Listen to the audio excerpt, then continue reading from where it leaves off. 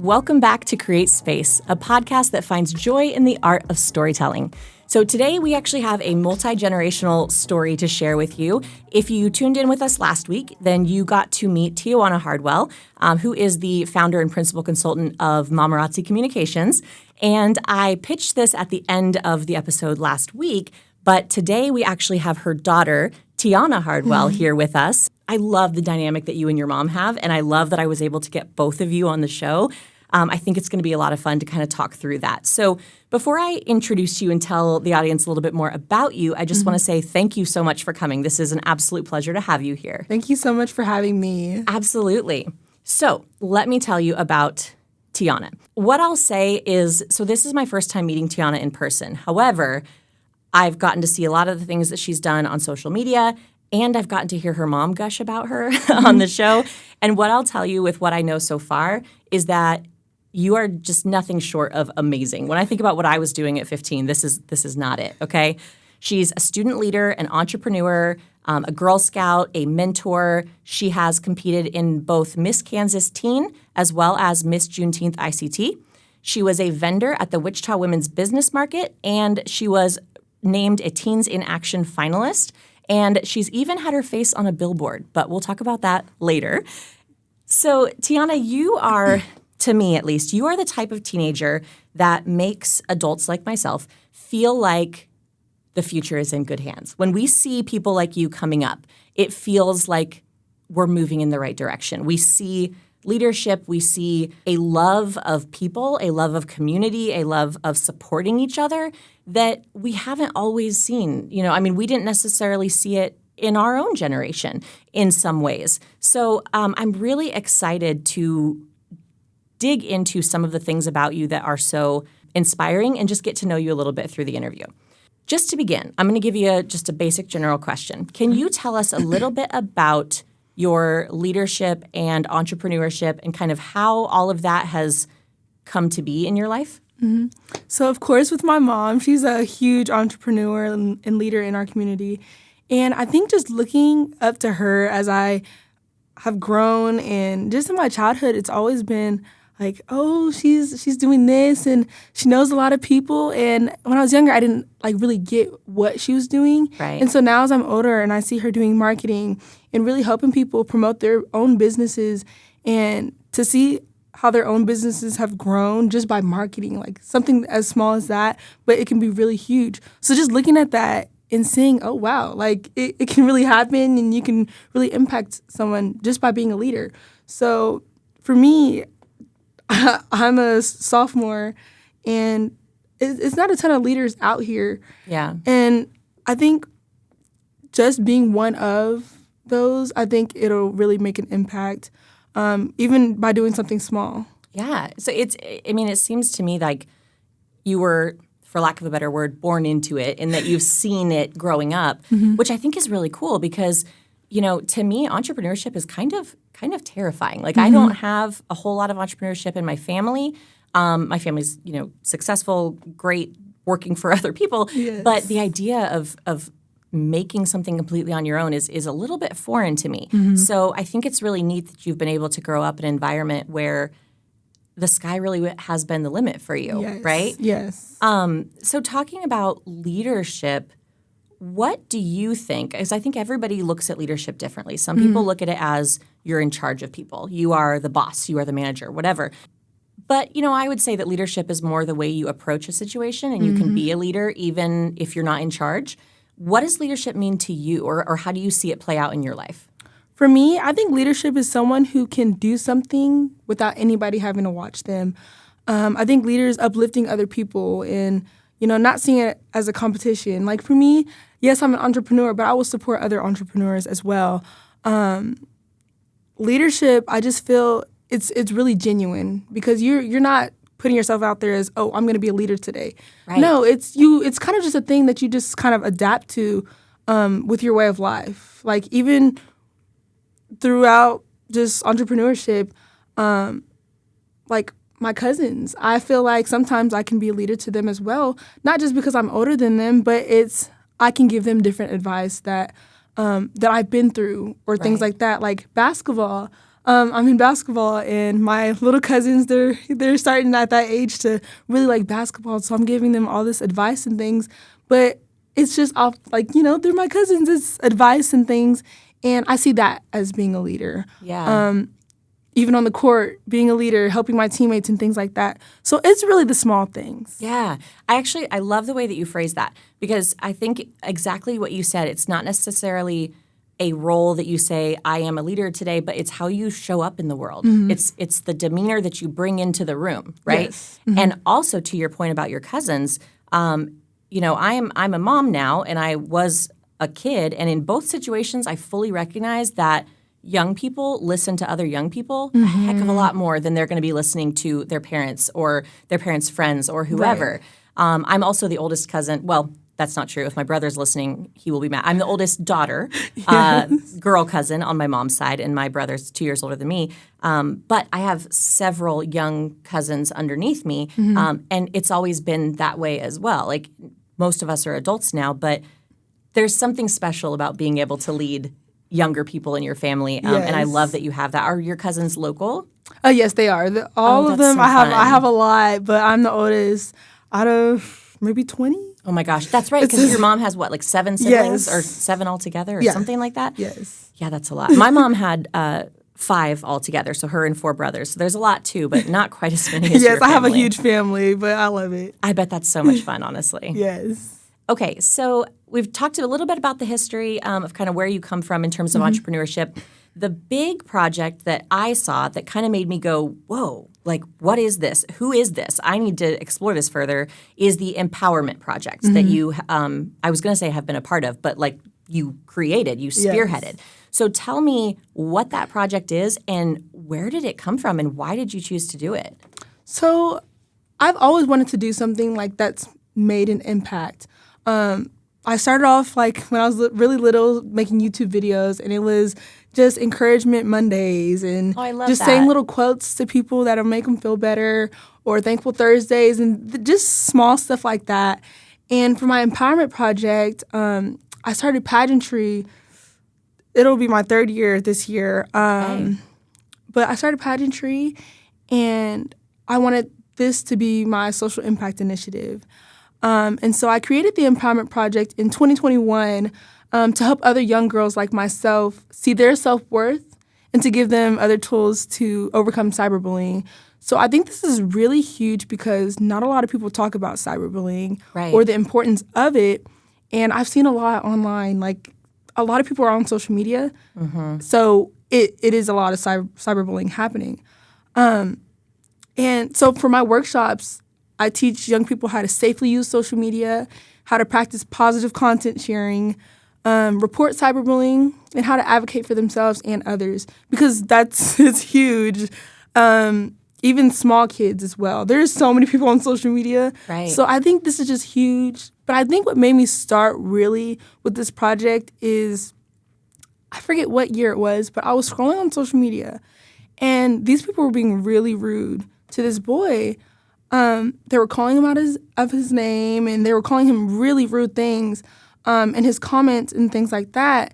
And I just remember, like, commenting on his post and was like, it's like, you got this. Like, keep pushing, because I think he was going through some things. Yeah. So it's like, keep pushing. No matter what anybody says, it's like, you got this. And I think I said some more encouraging things, but I found out, I think it was a few days afterwards, that he committed suicide. Oh, my goodness. And I think that's what just really made me like, wow, like any small word can really impact someone. Yeah. So that to me was cyberbullying, of course. And so I was like, yeah, this needs to be talked about way more, because it's not. And I think for even my generation, it's just a lot of hateful things on social media. And it doesn't have to be any reason, but it just is.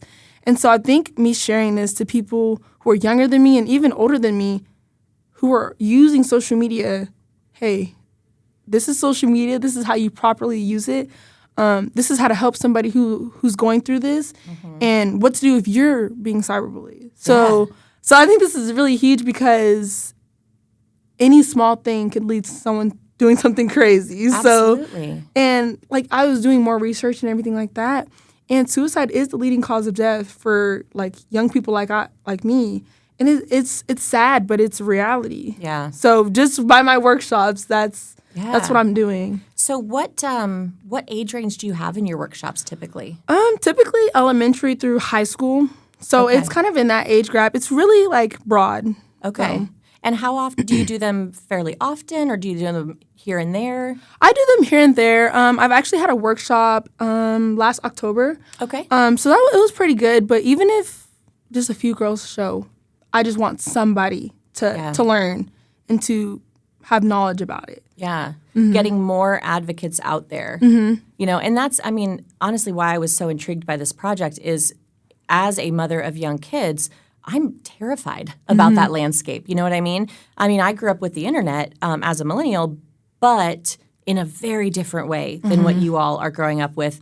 And, you know, I think you were talking about just how mean it can get. I mean, I think all of us to some degree have experienced some form of bullying. I don't know if I would even call mine bullying, but people are mean, right? People have been mean to me. I've been mean to people as a young person. Like, it happens. But when it happened to me, you know, it was a couple of girls that said a few things one day, and then that was it. Whereas if they say that online, it lives there, right? And other people can pile on, and it can become, and they can be people you don't know sometimes, and it can become this massive thing. Yes. And I think about that, and I'm like, and some of the things I've seen, like, you know, if a TikTok video goes viral and people are putting hate comments on there, I think me as an adult woman would find myself in tears reading some of these things and imagining young people.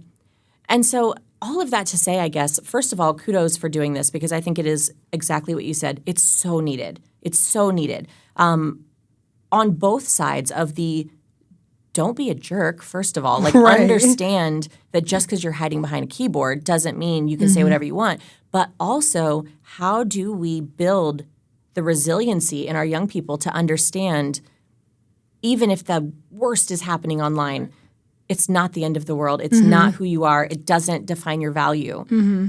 So I do have a question coming out of that. Yes. I kind of just soliloquied for a while there. But how did you, like, what kinds of conversations did you and your mom have about internet safety? How did you become as level-headed about all of this as you are? I think it was one night. Me and my mom were really talking, and of course, she knew that I wanted to create an initiative, but we really got like deep down, like, why? Like, why do people really need to know this? How can this impact other people? Like, I did a bunch of different research of statistics and like just how this can really impact someone's life by one small comment. And it's like every day. Social media is something to where people compare themselves so all the much. time. Yes. There's so many different people out in the world that are on social media, and it's so easy to look at one video and be like, wow, I wish I looked like that. Yeah. Or, wow, like, I wish I had this. But in my workshops, it's kind of putting to where, no, like, you are you. Like, you are your own unique self. Yeah. For a reason. So different things like that. I love that, honestly. And like I said, again, it cannot be underrated how important it is for young girls to hear that statement from another young woman, right? Because again, if I tell my daughter that, she's going to be like, well, duh, you're my mom. You're going to say I'm unique and special and valuable, you know, whatever. But when somebody who's closer to her age, who's been in it, who is in it right now, I think that just makes a world of difference. So I think that's incredible, and I'm excited to follow that project. And my daughter is 5, so she's probably not quite to your level yet, but to go to your projects or to your seminars. But if it's still going on, when she gets into social media, I'm sending her. Yes, and it's just even some of my small cousins have actually been to one of my workshops, and just to sit there by their little sisters as well, and just hearing it. Yeah. Why? Oh, you know, what are you supposed to do and what are you not supposed to do on social media? So I feel like that's even important before they get social media, because it's saying, okay, when I get my first phone and I'm on TikTok, like what's appropriate and what's not, and things like that. Who should I follow? Following the right people. You want to follow somebody who's not just talking about a whole bunch of drama, but you want to follow someone who you're like, oh, wow, I love what she's saying, and I love what she's representing. So things like that, I love. Yeah. Mm-hmm. That's an interesting part of it, too, because I think sometimes when we think internet safety, we think predators, right? Mm-hmm. Like both of my kids can already tell you, yeah, we learned in library that anybody can pretend to be anybody on the internet. Mm-hmm. So I might be talking to a peer, but it might actually be a 45-year-old dude in Tennessee, whatever. Mm-hmm. And so that danger, I think kids are starting to understand, and parents are comfortable discussing that and teaching that. But it's a little messier to discuss that danger, not predatory danger, but the self-esteem danger can come from your own people. It can come from your friends. It can come from other people who aren't trying to harm you, or if they are, they don't understand the impact of what they're doing. Mm-hmm. And that is harder to talk about. And that you could do that to somebody else on a bad day when you're just like, I'm just going to put this comment out here. I'm not going to think about it. And it could be the last straw for somebody. It could be you don't know what's happening. Mm-hmm. So I think that's really cool that that you're drawing attention to the other parts of it that are talked about a little bit less. Mm-hmm. So let's get into your pageantry a little bit. I am so fascinated by this. I don't have a background in pageantry. I had a good friend of mine who did a lot with pageants, so I kind of have seen a little bit of it. Mm-hmm. But I know it's intense. I know there's a lot to it, and yeah, it's big. So what got you interested in pageantry, and what have these experiences been like over the past, I think you said 3 years? Mm-hmm. Is that right? Yes. So I have a mentor, Joseph Shepard. I don't know if I you know love Joseph. He's amazing. So I've known him since I was like really little, and he's always wanted me to do pageantry. And so I think it was the one year where I was like, oh, okay, like sure, like I'll give it a go. Right. Obviously, I'm nervous, and I've never done something like this before. But he kind of like broke it down. There's different categories and different things like that. And he asked me my reason why. He talked about scholarships. That was a big thing for me because I do want to go to college. Absolutely. And so the scholarship opportunities as well. But it also gave me a chance to talk about my social impact initiative. So that's getting it out there to way more people, not just on social media. But I get to talk about it on stage. And to these judges who may want to consider me for the job of somebody who can talk to hundreds of people. Yeah. So this is great. So pageantry, there's different categories. So there's talent, there's fitness, on-stage interview, backstage interview, different things like that. But I think the coolest thing about it is everyone has their own social impact initiative. So each contestant, they're bringing something to the table. Yeah. Whether they're talking about mental health, or if they're talking about gun violence, different things like that. I find it so fascinating because it's like, wow, there's so many different aspects that we don't talk about or that people actually care for. And so I think that's super cool about pageantry. And it's also, you build a bond with these girls that, yeah, you're competing against them, but it's so fun because you're building a sisterhood. You're in rehearsal for hours and you're tired because you're doing the same dance or you're saying the same thing over and over. But then it's like, wow, I'm bonding with these girls. I'm getting to know them. And I'm bettering my own skill sets. Yeah. Building a resume that I can use on jobs as well. And I just think the whole aspect is super cool because it's like I'm preparing for a job the same way I would prepare a job in life, right, as well, right. And so for the job of Miss Kansas Teen, it's crazy, but it can happen, yeah. And I just think it's super cool. I've gone through different things like working on my walk, working on how to public speaking. That's been a huge thing for me because you're talking in front of so many people. And that would be so scary. And you're thinking in your head, oh my gosh, I can't mess up and things like that. But then you just have to learn, like, these are people who are here to see. Like, if you really want to be Miss Kansas Teen, why? Why do you want to be Miss Kansas Teen? And just different aspects of those. But this system, this organization has helped me tremendously. Public speaking, getting to know different people, my interview skills, like different things, it's really brought a lot. Yeah. And this will be my third year competing. I'm competing in, I think it's March of 2024. 4. Okay. Yes. And so it'll be huge. It'll be my 3rd year, but I love the system and what it brings. We'll be on the lookout for that. That'll Yes. that'll be cool. What would you say is the what's your favorite part of the competition, and what is maybe the most challenging part, or the part that like scared you the most? I think my favorite part has to be talent. My talent is hip hop dancing. Oh, that's so cool. Yes, and I love that. I love dancing. And it just shows something that I'm passionate for. And it's fun. It's just fun to dance. Yeah. And so at first I was nervous about it because my first year competing, before then I was in professional dance, but only for a short period of time because COVID had happened, and it was a whole bunch of things with that. So this pageant, I was like, wow, I've never danced in front of anybody. So it's like, a little nervous, but got the gist of it. But I think my hardest aspect of competition would probably be interview.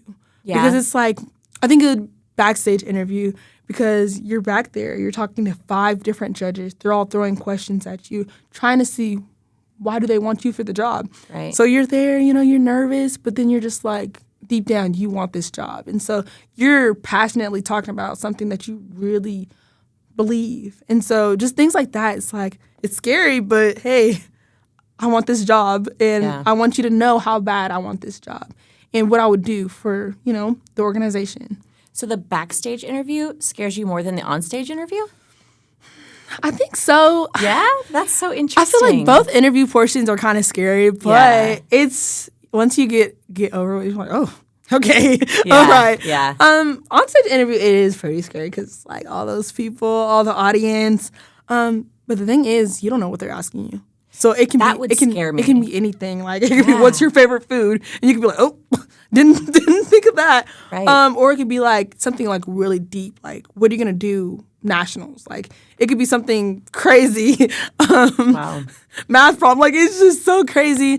Sometimes it's an add-on to your backstage interview, or it's something just, hey, I want to know this more about you. And so you don't know what's coming. So it's you just like, got to be ready for it. Mm-hmm. And that's why, like, before pageant, it's like you're practicing your interview. So you got your mom and your grandma asking you different questions, talking to your friends. Like, hey, what's my strongest personality traits? And, like, things like that. It can be really fun, though. Like, it's stressful in the moment when you're in rehearsal. You're like, oh, my gosh, it's coming up. Like, it's 2 hours away. But once you, like, are on the stage and you see all the girls trying to be in the same boat as you, but it's like you're all there for the same thing. Yeah. But the sad thing is only one girl gets the crown. Right. And so, but then you look at it as, I got to know these girls. I got to learn way more stuff than if I was just at my house. Like, like different things like that. And it's just like, it's worth it. Yeah, the journey is still so valuable to you regardless of how it turns out. Mm-hmm. And I always look at it as, no matter who comes out with the crown, it's like after like everything's over, we're all like, bye, like, oh my gosh, I had so much fun. But it's like I learned something valuable that'll stick with me for a lifetime, because not everybody can say that they've been through the pageant system. Right.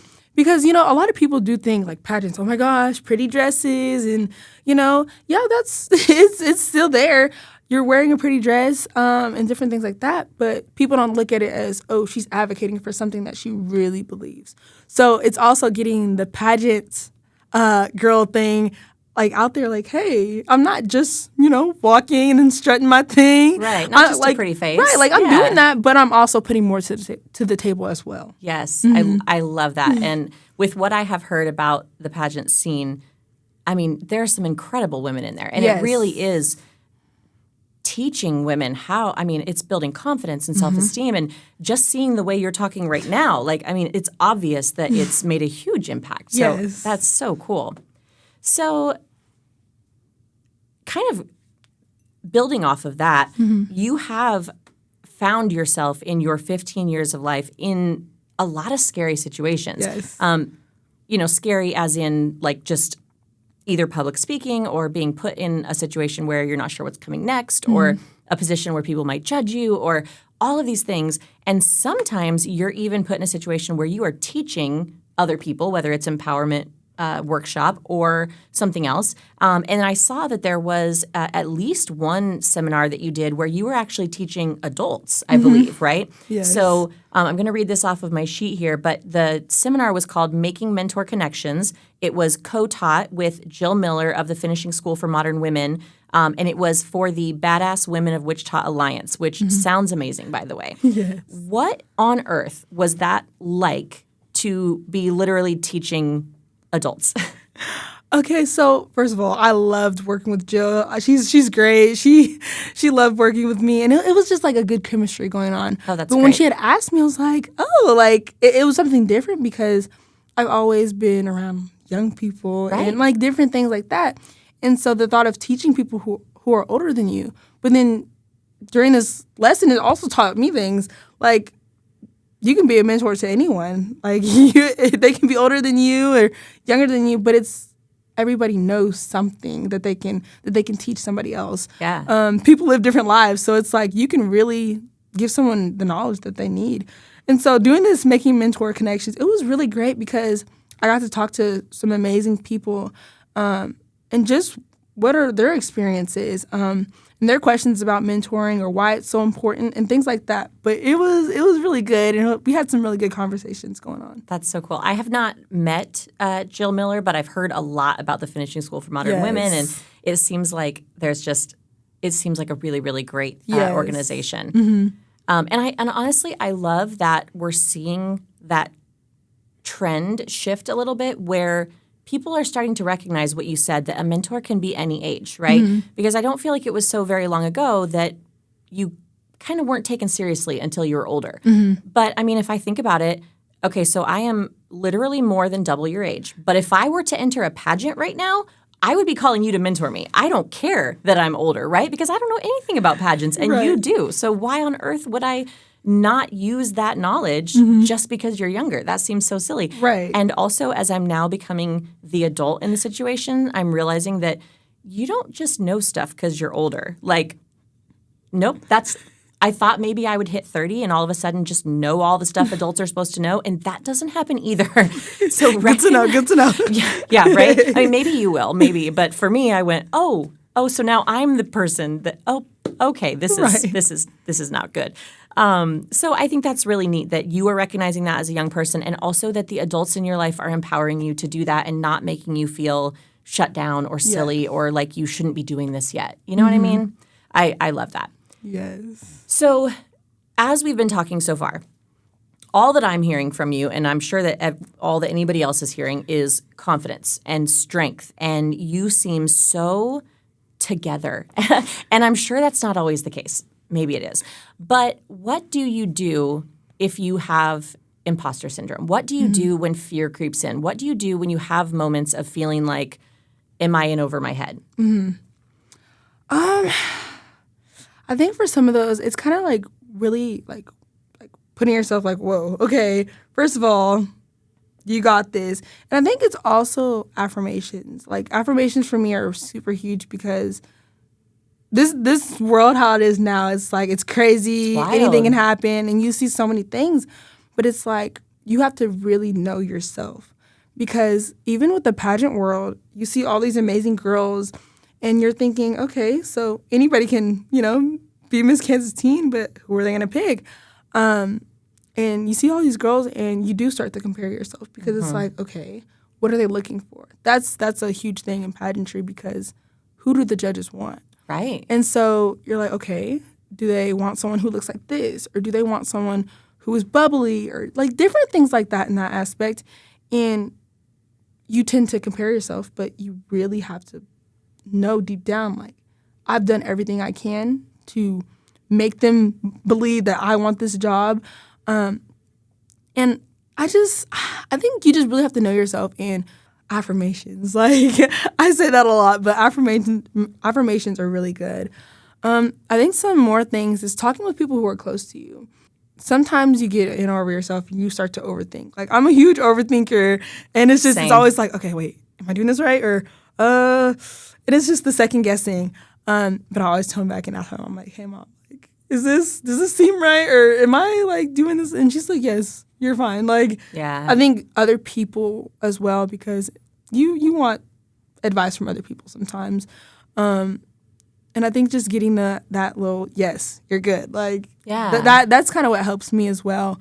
Sometimes you don't always want that, but it's what's... Knowing when to seek it out and who to seek it out from. Right. Because certainly there are some people who probably wouldn't have your best interest. Right. But I mean, like, you could always go to your mom. You can always go to Joseph. Yes, or different any of your family other members. mentors. Different things like that. So I think it's really, you just gotta know. Yeah. It's kind of...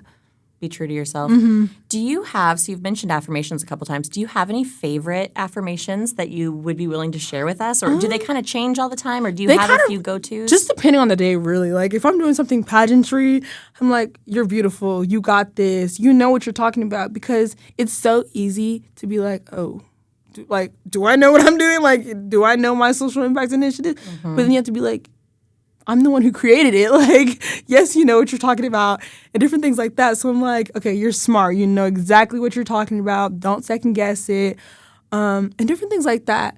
On my school days, sometimes I'll be like, okay, you're not feeling Monday. It's a crazy day. You're not feeling it, but you got this. You're doing it for a reason. It's like, I was like, okay, just graduate. Pass all your classes, A's and B's, and just, do what you got to do. And then sometimes it's just like, oh, you're fine. You're fine. You're okay. Right, you're fine. And I think just different things like that, just depending on the day, really. You're fine is probably underrated in the sense of, like, I feel like a lot of times I will catastrophize. It might be something like I'm running late for a class, and all of a sudden I'm like, I'm going to be 3 minutes late for this class, which is the worst thing a teacher can do, and the students are going to hate me, and they're going to give me horrible reviews, and I'm going to get fired. And, like, taking the moment to stop and go, you're fine. Like, you're fine. Everyone shows up late once in a while. You know what I mean? And I'm seeing a lot of things that I wish I had when I was younger, which is the ability to stop when you're stuck in a negative thought, to catch yourself and go, hey, I don't need to be here. And also, so in my 30s, I have done a lot of something called cognitive behavioral therapy. I don't know if you're familiar with it. But basically, it's that a lot of, like, I can't remember what the number was, but they said some astronomical amount of your thoughts are, like 80% of your thoughts are subconscious.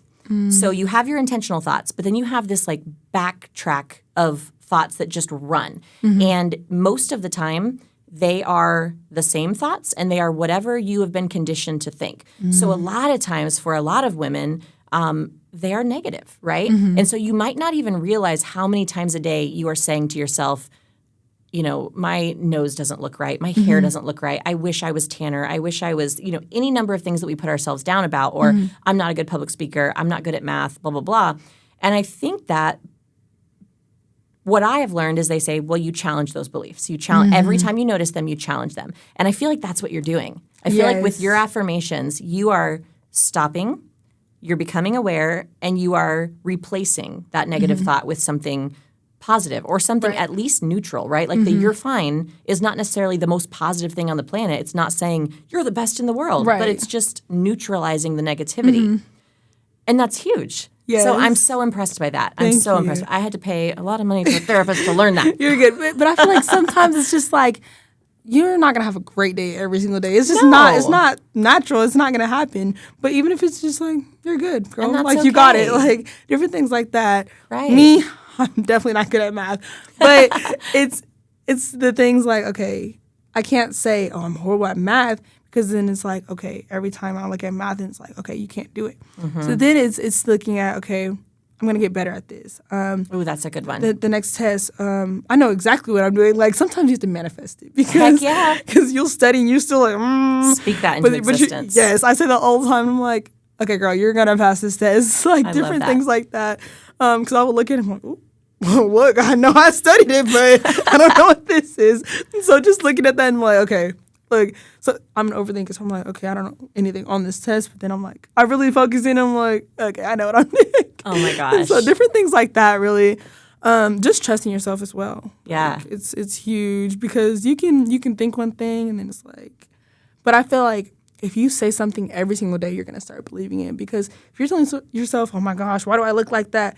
You're going to not have confidence. You're going to have a horrible self-esteem. Right. And so I think the affirmations really do good because you're saying something repeatedly that has your mind like, thinking that. Like, not even if you're not feeling it at all, still saying it, I feel like it helps. Yeah. So I'm going to make a pitch to you right now because you said when you were younger you did some YouTube videos and stuff like that, right? So I am thinking Affirmations with Tiana needs to come back because I would so watch that. If you had like just a little Instagram story each day or a TikTok or whatever that was just a daily affirmation, I would watch the heck out of that and I would love it. I've actually talked to my mom about bringing it back because so many people, like, once I stopped doing it, like, even my teachers were like, hey, can you bring it back? Like, that's and so I feel like awesome. I got so busy to where I just didn't, and I feel like I need to make time to gosh. start my YouTube back up. Yes, you should. And now there are YouTube Shorts, and you can do that. I mean, that would be amazing. Yes.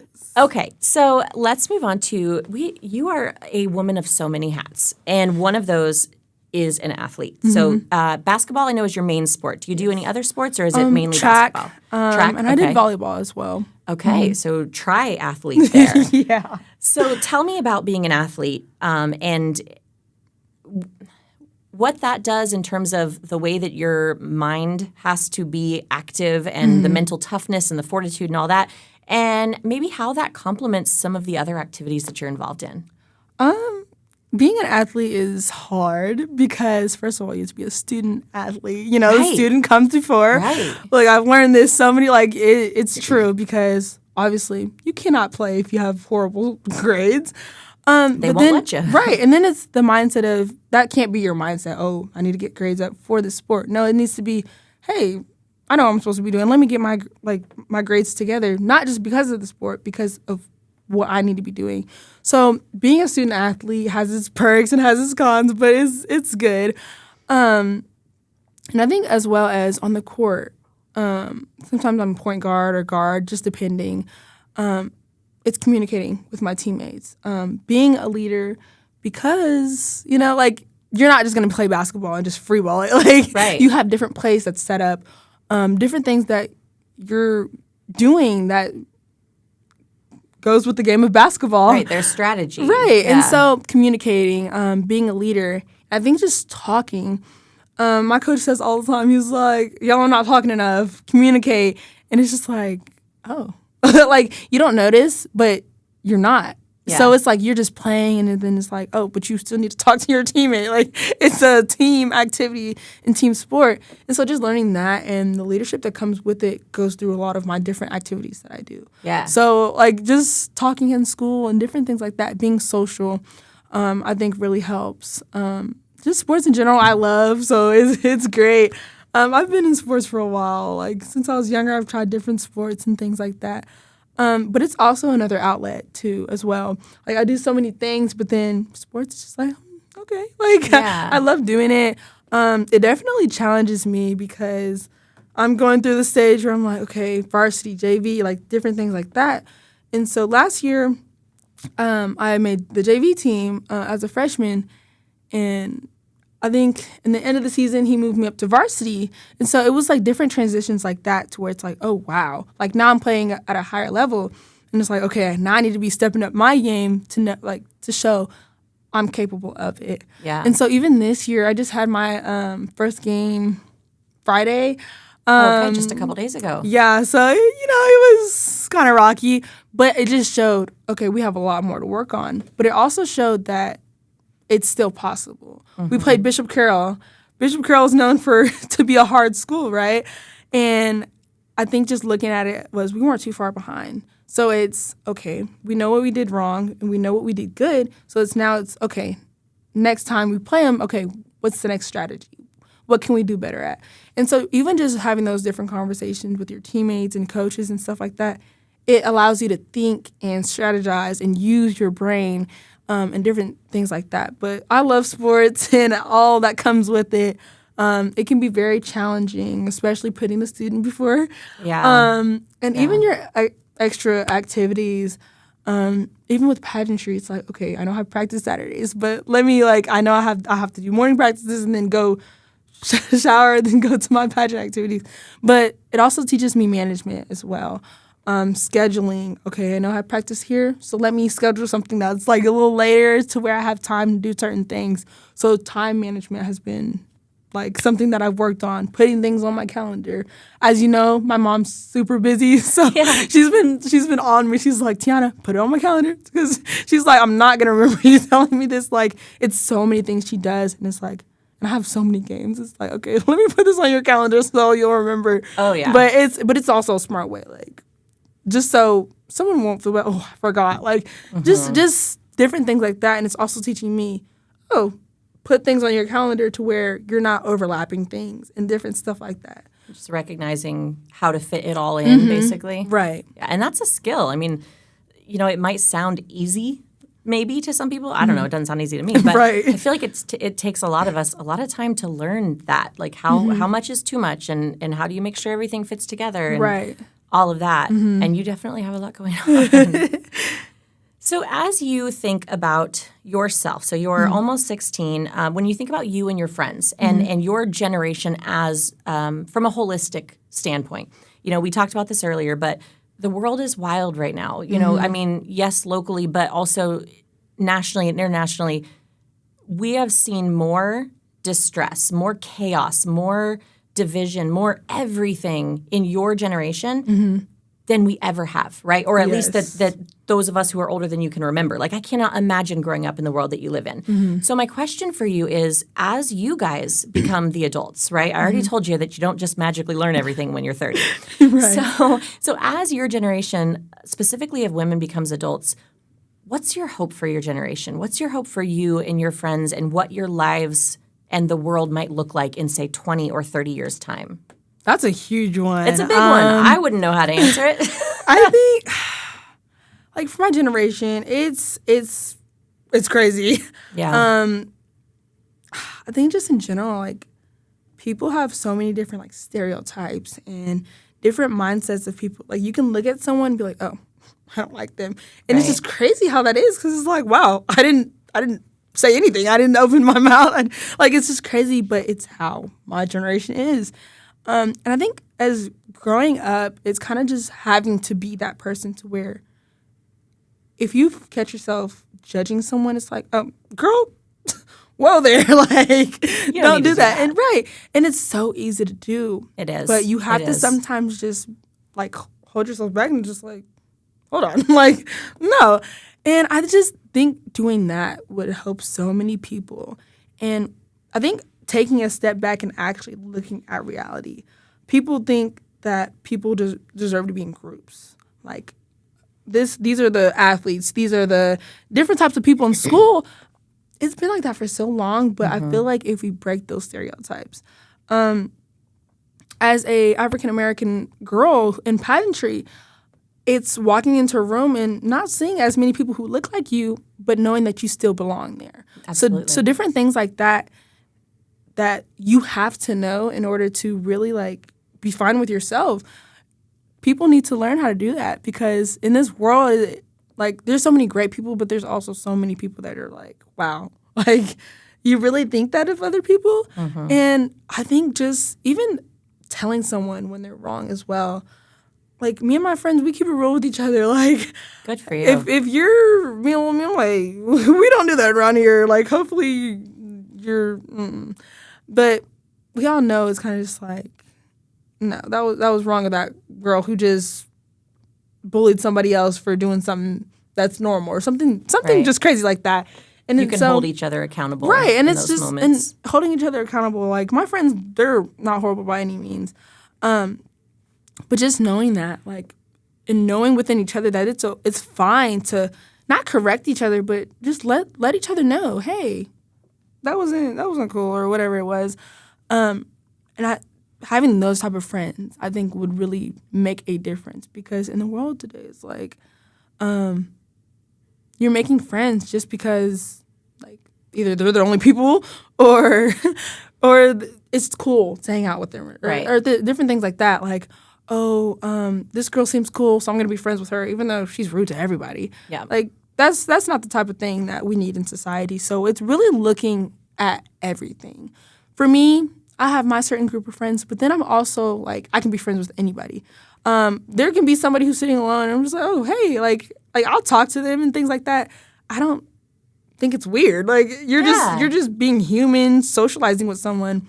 I don't think you have to be friends to talk to someone. That's just crazy to me. But people do think that. It's like, oh, I'm only going to talk to my select group of friends. And it's just like, really? Like, you don't talk to anybody else? And it's kind of just like, for me, I talk to everybody. I'm just a talkative person. I think I get that from my mom. But yeah, at school, I'll talk to anybody. Like, in my classes, I'm like, oh, I don't talk to... No, it's, hey, girl. Spread the love. Yeah. It's spreading the love.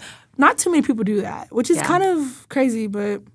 You know, and I think a lot of times it's less from a place of thinking, I don't want to talk to that person. And a lot of times I think it comes from a place of, what if that person doesn't want to talk to me? You know what I mean? It's almost like more of a defensive mechanism of if I don't approach them, then I can't get rejected. Right. So being okay with maybe they don't, maybe they do think you're weird. Okay, that's dumb, but like they could, you know?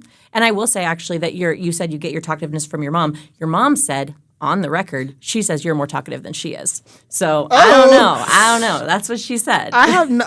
She didn't say talkative. She said extroverted. She said Tiana's a little bit more extroverted than I am. Which I was like, well, you're pretty extroverted, but right. I think she's mentioned that to me before. I think she said growing up, for her, like, she wasn't as outgoing. She was very outgoing. Like, from the story she tells me, I'm like, you were pretty outgoing, but okay. But she said the exact same thing to me. I'm like, maybe it didn't come as natural. Like, maybe she had to, like, learn it a little bit more or something. Yeah. And I think for me, it was, like, growing up with her. Like, she was always like, oh, girl, come on, you got it. Like, and different things in that nature. Like, I grew up, like, she's great. Like, I love her. And not so many people get that as well. And I think that's kind of somewhat why sometimes people, it's how they're brought up as well. So some people are growing up, like, in families who maybe they don't talk a lot, or maybe they think it's weird to do certain things. So you have to look at that as well. Yeah. And sometimes people won't come up to you. So then I take an initiative and I'm going up to that person because it's like, okay, maybe they won't come and say hi, but I'll go and say, and it takes one hi to be like full-blown conversation. And sometimes people need that as well. Yeah.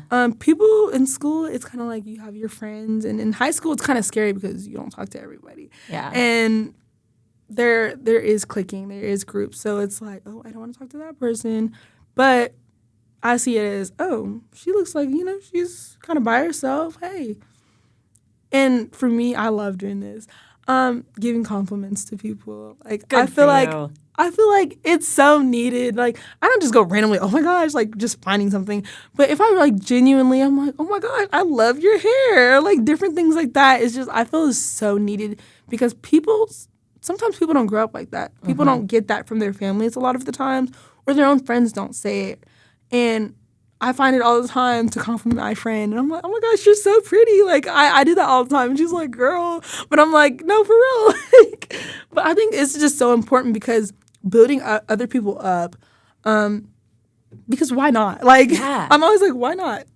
I think compliments stick with people, even if they don't admit it. Like, I think it was yesterday, the day before, I got an email from a former student of mine, and it went to me and like several other professors that student had, and he's getting ready to graduate. And he just sent us an email that was like, hey, you know, I don't know if you even remember me from being in your class, but I just wanted to let you know, you made an impact on me. I'm getting ready to graduate. It's thanks a lot to the things that you've done.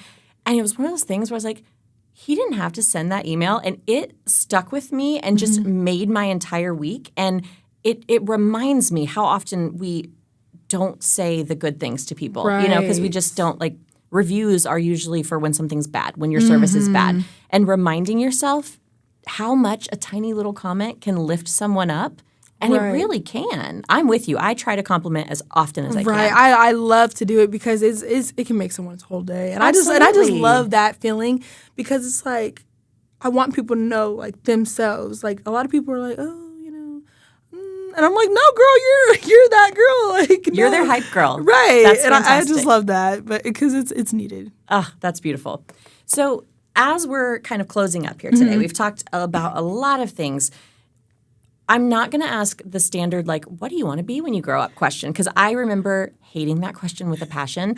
But what I will ask you is, what is next for you? Whether that's next year, when you graduate, any of those things, what is next for you? What goals, what hopes do you have for yourself?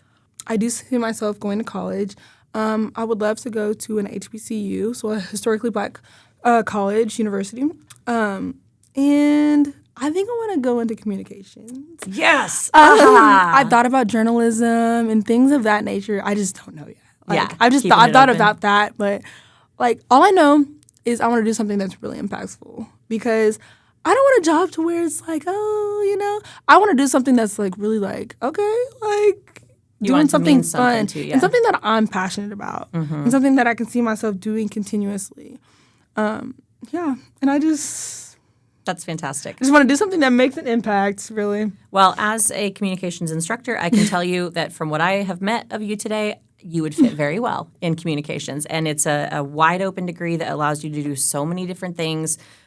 Wichita State is not an HBCU, but I might still try to recruit you if I can. Hey, look, I told my mom, I was like, Mom, if I stay here, I'm like, it's WSU, obviously. Heck yeah, man.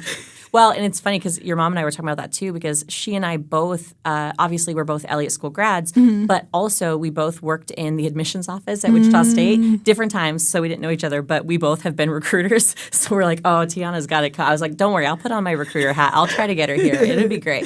Yes. But, at the end of the day, I think even when I was a recruiter, I was like, I want people to come here, but I don't want them to come here more than I want them to find a place where they really fit. That's the most important thing, Yes. So I know that you will find some place that you fit, and it will be amazing. So let me say thank you again, really, just for being here with us today. I, along with, again, I'm sure so many others, are so impressed by what you've done and who you are. And again, I saw this just on social media in the beginning. And so I was thrilled to get to meet you. I'm also, we talked about this a bit before too, but I'm also so impacted by your mom's and your relationship that to me, I have an amazing mom and I also have a daughter that I'm trying to be an amazing mom too. Yes. And when I see the two of you, like I just saw you guys did an escape room together. Yeah. That's adorable. That is so much fun. And it just feels like you both are each other's ride or dies. And that's such that's all I want. That's all I want for my daughter. And that is who my mom is for me. And hey, that'll happen. It'll happen. Hopefully. So, I think you've told us a beautiful story today. Your life is so much fun to hear about. You're a beautiful human. I'm really honored that you were willing to take the time out to come and talk to me in our little studio.